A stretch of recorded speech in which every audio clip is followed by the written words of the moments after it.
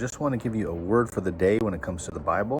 The word angelos in Greek is where we get the word angel from. Angel, its definition and translation, is messenger. That's it, messenger. And so if you automatically assume a heavenly being with a halo or wings or something supernatural, you're going to reinterpret passages that should not be read that way. You're going to ignore the context, and you're going to assume that whatever it's referring to is actually some heavenly being that is not a human. But the word angelos is used for many people in the Bible. It's used for John the Baptist, for example, in Mark chapter 1, verse 2, when Malachi 3:1 predicts the messenger of the Lord. See, it's messenger of the Lord. And if it was translated like the other English words are translated from the same word, angelos, it would be angel. But it doesn't do that because it assumes that John the Baptist is a human. But you got to understand, many translators will assume a heavenly being in a passage where it may not even refer to a heavenly being. It might be literally a messenger or someone sent by God.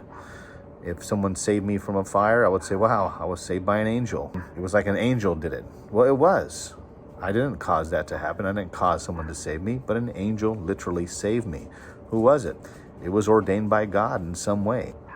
But God made that happen to protect you, to save you.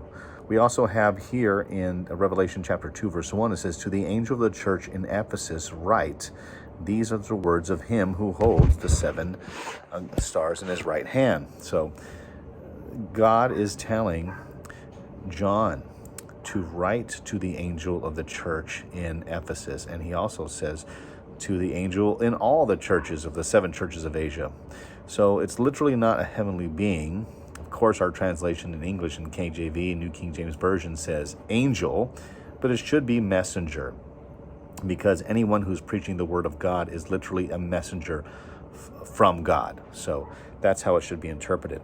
That's why sometimes you see the word angel, it automatically causes a misinterpretation of the passage when the passage is not referring to a heavenly being. We take that in our Western culture as angel meaning a heavenly being, but it's not. So look at a translation and add the word messenger and then see who the messenger is in that context. Obviously, these are seven churches in Asia Minor in the first century, and John is writing a letter to those messengers of God. They're messengers, they're human messengers, those who are the heads of those churches, those local churches, okay? So let's try to do that when we're interpreting the Bible.